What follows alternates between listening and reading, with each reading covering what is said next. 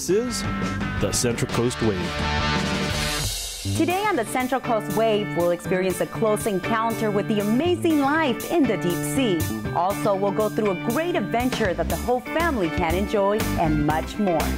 Welcome to the Central Coast Wave. I'm Patty Lezama, and I want to let you know that I'm very excited because this time we have great things for you. Let's start with an amazing experience I had with the life in the deep ocean, different species, and much more. Let's start the show.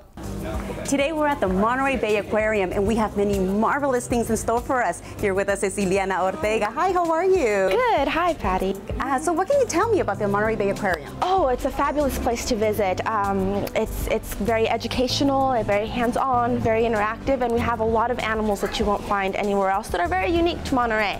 So what do you think it's so important to have the aquarium here in the Central Coast? Well, in terms of diversity for marine life, the Central Coast is a little bit higher than most regions for that. And it's also a part of the Monterey Bay National Marine Sanctuary, which is kind of like an ocean equivalent of a state park, a California state park. So there's a lot of unique things that are going on here in terms of oceanography that makes this the perfect place to have an aquarium. Now, apparently you mentioned that this is a place of a lot of diversity. Yeah.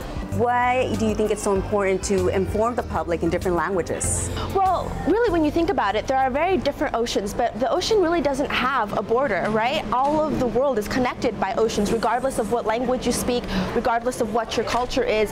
Everyone has a tie to the ocean, and so being able to interpret what we have here in different languages allows people to reconnect and reaffirm those ties that they have culturally with the ocean. What are your most popular exhibitions here? Oh, sure. Our most popular animals here are our sea otters, our seahorses, our penguins, well, it's not really an exhibit, but our touch tanks, and our octopus. Of course, there's a lot more to see, but those are the ones that people are always asking about. So why do you think that it's so important for everyone to learn about sea life? Well, when you look out at the ocean, all you see most of the time is just a nice blue slate. But there's a lot of life living under there. There's a whole new world, and with various ecosystems under there. And it really very much affects what happens to us here on land. And in order to understand that tie and that connection, we need to learn what's going on beneath the surface of the oceans. And speaking of the different life that there is in the ocean, why don't we go take a look and check it out? Let's. Okay, let's go.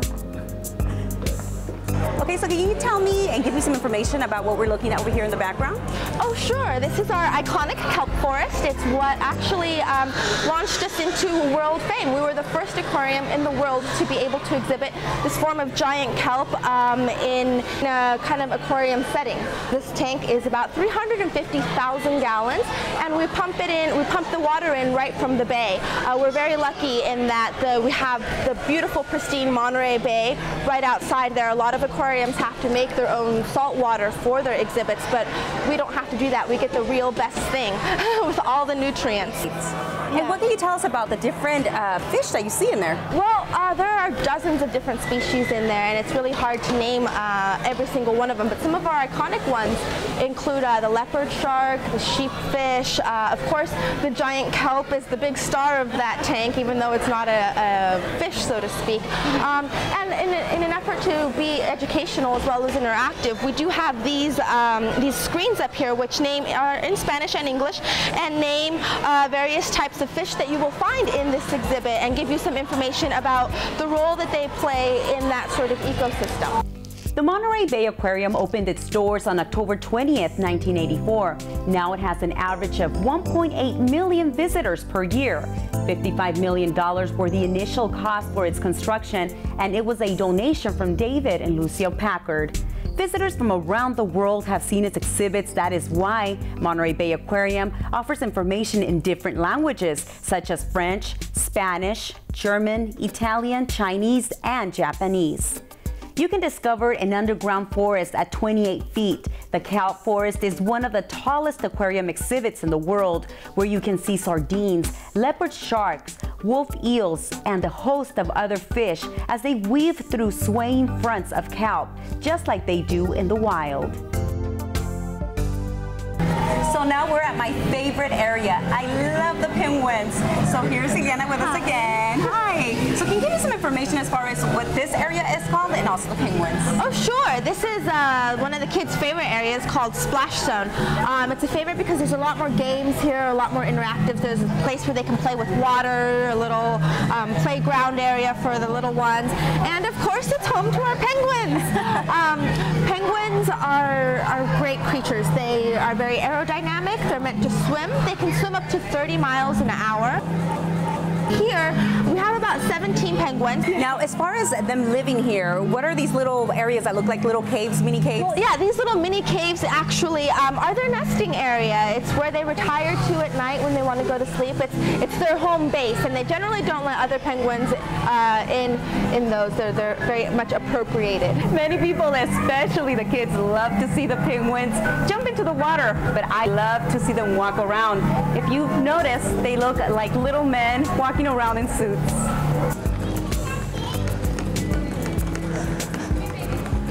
Another great thing about Splash Zone is that we try to tell you how penguins communicate within their groups. This penguin just told that penguin that he was very, very happy. So come visit us in Splash Zone and learn more about how these animals talk to each other.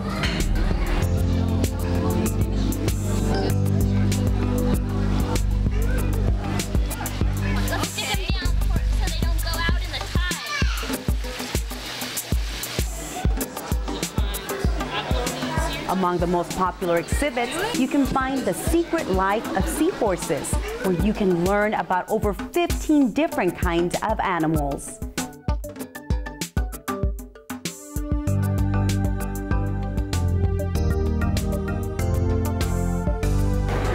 Now we are in the area where the sea otters live. Now, what can you tell us about them? Well, the sea otters are definitely one of our iconic, most curious, outgoing, playful animals. We love to have them here. They are an apex predator in their ecosystem, so if they're not around, things will get kind of screwy within the ecosystem. So what we do here is we have a program called SORAC. It's all about sea otter research and conservation. So we try to learn more about this animal, its habits, its life, how it lives. And actually, I have a little piece of their fur here that I wanted to share with you. If you can feel that, it's really soft and really thick. They have some of the thickest fur of any other animal. It can be up to 1 million hairs per square inch, and that's because they live in such frigid waters that they need to make sure they can keep themselves warm. If you ever see a sea otter going like this on its belly or on the rest of its fur, it's trying to pump air into its fur to give itself a bit of an air bubble for warmth. It acts the same way that blubber would for a whale. Because they're so skinny, they have no body fat. And in fact, because their fur is so soft and wonderful, they were hunted to extinction almost. Yeah, there's about 300 out in the wild now, but we are certainly doing what we can to make sure that the population stays healthy. Like I said before, they are an integral part of the ecosystem out here. So we want to make sure that they stick around. Now, something else you can tell me about the sea otters you have here in exhibition? Yeah, well, these sea otters that we have on exhibit are all females.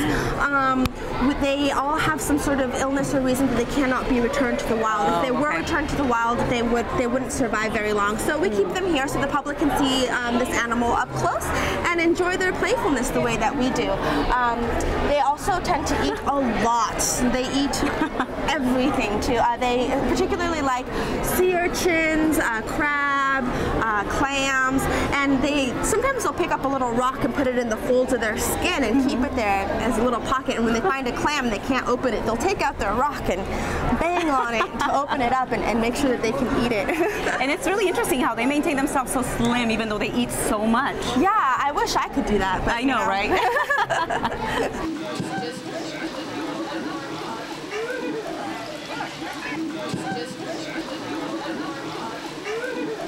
So what else can you tell me about the Monterey Bay Aquarium? Well, we have a lot of different habitats that we feature here with a lot of different animals. On our visit today, we've seen a part of what we have to offer. For example, there's also the Outer Bay, which we're standing in right now. This exhibit is a little bit more about what you would see in the open ocean. If you were just to be floating out on a raft with no one around you, these are the animals that you would find beneath you. Wow, that's pretty good. And well, today I have learned so much. And one really special thing that they have here at the Monterey Aquarium is that you can actually get some information about every single sea animal that you see here, and even some areas that actually let you touch the animals. Yes. So it has been a wonderful experience. With these great images, I want to invite you to keep watching Central Coast Wave.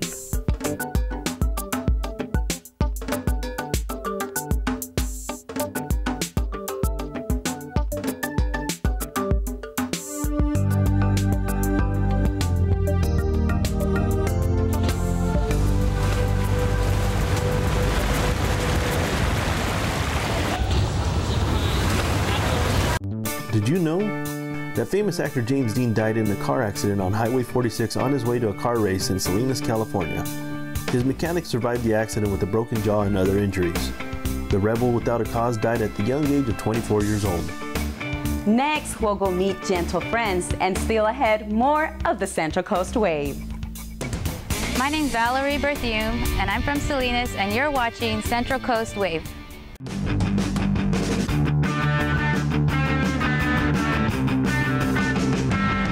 This is the Central Coast Wave. Welcome back to the Central Coast Wave. Next, we'll have a nice experience and close encounter with horses. Our reporter Karla Maciel had an amazing time and will take you to this adventure. Hi, my name is Karla Maciel and this is Central Coast Wave. We're going to go on an adventure. This is going to be my first time riding a horse, and I want to invite you to come to this adventure with me. We're here with Gina, and she's going to help us understand a little bit more about horses. And because this is my first time, Gina, what is it that I need to do or what I need to know about this horse? Well, you want to be as calm as you can, be as patient as you can, and not move real suddenly. This is a very sweet horse, and he'll take good care of you, and I will teach you and show you how to ride him with confidence. Gina, I'm a little nervous, but I want to ride a horse. Should we start? Yes, let's go ahead and get started on your first adventure.